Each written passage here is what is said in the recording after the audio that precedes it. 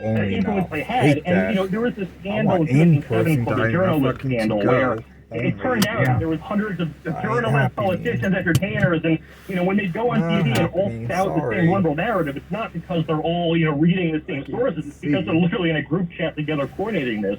And if you are someone who's, unfortunate enough to be on Twitter like I am, you see it without even knowing there's a list. You just see, okay, that guy basically cut and pasted his argument and changed 2 words around. But it's very effective, and I'm not doing it to the go point where even if you want to use the platform for a non-political purpose, like you sign up for it and say, I want to get sports news. Before the Elon Musk takeover, the kind of posts that would get promoted, even if they were sports related, there would be a political net angle to it. So it would be like, if you followed football, you'd be getting ads complaining about Colin Kaepernick not playing or alleging racism in the league. Like, everything had to have a political subcomponent. And since the Musk takeover, that's kind of gone. There's a lot of people who think right-wing accounts are getting promoted, but it's really just the left wing's not getting promoted in a more equal playing field. So that's why it's happening. We're talking to Matt Palumbo, again, author of the book about George Soros, Man Behind the Curtain, mega bestseller. So it's an amazing book. Please check it out.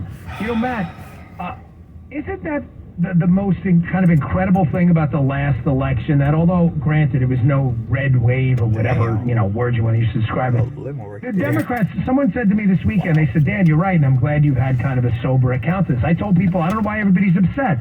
We won the House. The Senate could be a push. We did okay. It wasn't great, but we did okay. I'd rather be the Republicans than the Democrats, in other words, after Election Day. And someone said to me this weekend, they said, Dan, just ask this simple question for everybody who thinks it was the apocalypse on Election Day on the conservative side. Who had more power after Election Day? Right, and the answer is the Republicans. So it wasn't great, but we did okay. And I think you're right. And I guess that's the genesis of my question is, it's incredible that we even did okay. Isn't it? Like, the deck is totally stacked against us. All of the social media platforms are run by lefty nutbags. Soros and this liberal money crew is funding this fact-checking regime whose sole purpose is to stop conservatives from getting any kind of penetration into the mainstream media about their articles. I know you got a book coming out on that, too. We'll have you back for that. But the deck is totally stacked against us. We have Fox News, Newsmax, and some websites, and yet we still manage to pull off victories. It's kind of incredible. Yeah, and it all predates, the modern big tech problem. I mean, I remember just growing up in a center-right household, how obvious it was that most teachers, if they voiced political opinion, were on the left. Any entertainer you'd look up would be on the left. Any musician, and pretty much just every person that's anyone in the entertainment industry. It almost seems like a sort of horse blinders put on you, where you're only exposed to a left-wing opinion if you go in the media. I mean, I think it's like White House correspondents for in the past few decades. I think 5% of them or something have been Republicans. So it's just, imagine if 5% were liberals, how differently the media landscape would look. And then obviously I don't want it to be that lopsided, but even 50-50, I think, would give us an overwhelming majority. They can barely crack 50-50 with 90% of the media on their side. So it is incredible that even them going from maybe 90% share to 80% or 70% is enough for us to win. But it just shows, I think, how flimsy their arguments are, and how they really just can't support them without any sort of mass collusion machine. And Twitter was the perfect tool for that, and now it's gone, fortunately. So, Matt, you are the authority on Soros out there. What do you think, last question, I'll let you go, I appreciate you coming on, but what do you think Soros' role and Omidyar and the money machine on the left, maybe not those two specifically, who knows, maybe you do have some of those two, but do they have a major role in these ongoing attacks on Elon? I mean, it's clear that Twitter takeover by Elon Musk and moving it even a little bit in a free speech direction has them in a panic. But is there any direct evidence out there about their direct role? I mean, we know the cat lady and all those other ones. But what about them? Do you have anything on that? Yeah, so there's actually a letter, I think I mentioned earlier, of 26 people wrote to advertisers trying to boycott. But actually, I think it was after the takeover, after some advertisers announced the departure, Angela Corazon, hopefully I'm pronouncing it right, who runs Media Matters now, basically openly admitted they have their own little shadow campaign to try to take them down. And Media Matters has been funded by Soros in the past, is obviously, defends the guy consistently to this day. So, yeah, the Soros funding groups are playing a direct role. The sad thing with the advertiser boycotts that I've always thought is only really the advertisers really have to do is ignore their emails for a week. These people would go away, but they, for some reason, listen. But I don't know, I'm hoping that some of them are only caving to public pressure for a month or two and are waiting for it to blow over and come back, but it is sad that it's going to come to that in the first place. Well, I know you listen to the podcast sometimes when you're not working on Bongino Report. I did a show a few weeks ago. A guy wrote an interesting Substack. He's some kind of marketing guy. And he said how the marketing business is just collapsing now because it's gone so woke that they're just running out of places to advertise. I mean, when you're the cat lady at Forest Hills, who's, by the way, a bigot himself. I mean, you can read the Daily Caller article yourself about some of the stuff he said, who runs Media Matters.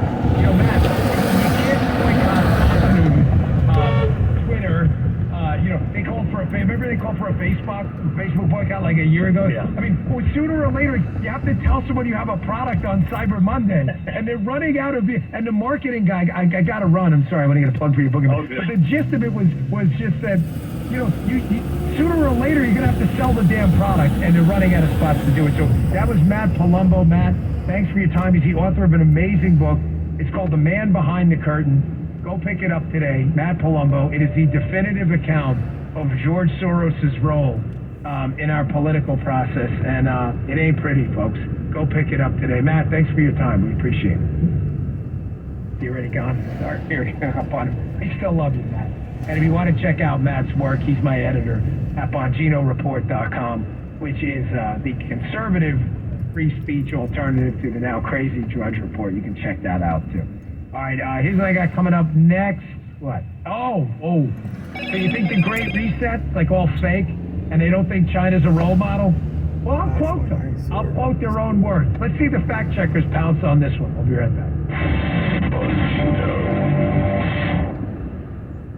Hi, it's Larry Elder, and I want to tell you about a man named George who wrote in about his experience with 100% drug-free Relief Factor. George drives a garbage truck in Oregon. That's 10 hours a day of limited movement. And guess what that does to a bad knee? It's not good. After a while, George could barely move at the end of his shift, and he wasn't really sure what he was going to do. That's when Relief Factor came into his life. George is still out there working hard every day, but now he does it without pain. Hundreds of thousands of people have tried Relief Factor, and about 70% of them go on to order more. If you're living with pain in your life, it's time to do something about it and give Relief Factor a try. I'm telling you, it can really change your life for the better. Your first step to becoming pain-free just might be to order the 3-week quick start for only $19.95. Go to ReliefFactor.com, that's ReliefFactor.com, or call 800-4-RELIEF, 800-4-RELIEF. Feel the difference. Dan Bongino.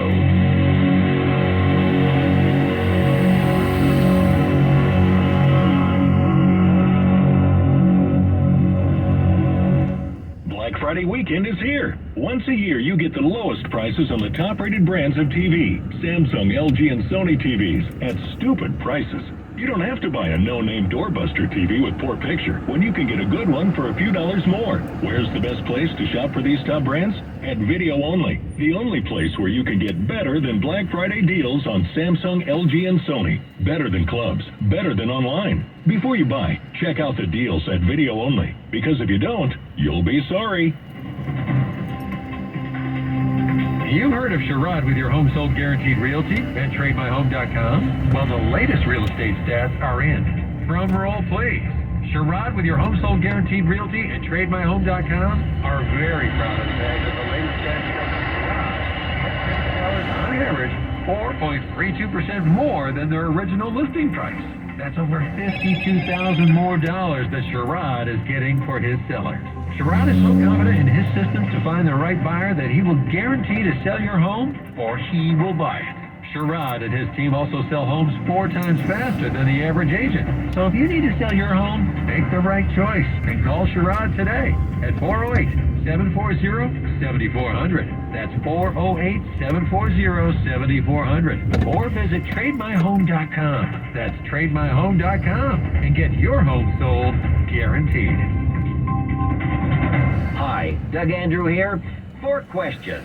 Did you or someone you know lose money in the market in 2008? Do you think a crash like that will happen again? Do you want to have what happened to your money last time happen again? What are you doing differently to prevent that? If your retirement savings are invested in the market, reposition that money and protect it from losses sooner than later. Learn how to make money safely with little to no downside risk. Join us for one of 4 Retire by Design workshops. We're coming to teach free workshops in Morgan Hill, Palo Alto, Walnut Creek, and Dublin, Wednesday and Thursday, January 18th and 19th. Call now to register and get details. 1-888-73-RADIO. That's 1-888-73-RADIO, which is 1-888-737-2346. 1-888-737-2346. Staff Software Engineer, San Francisco, California. Datadog Inc. seeks staff software engineer to lead team calculating statistics on a massive stream of observability data emanating from our customer runtimes, among other duties. Applicants should submit a resume by email to employment-positions@datadoghq.com and reference number 21118.40.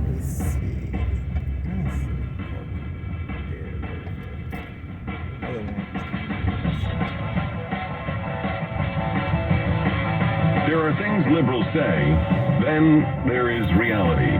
Find out the difference here. The Dan Bongino Show. You know, in the office, a couple houses down from me, there's this construction crew, and they're working on expanding it, and it's kind of off like the water a bit over there. And I love watching these guys.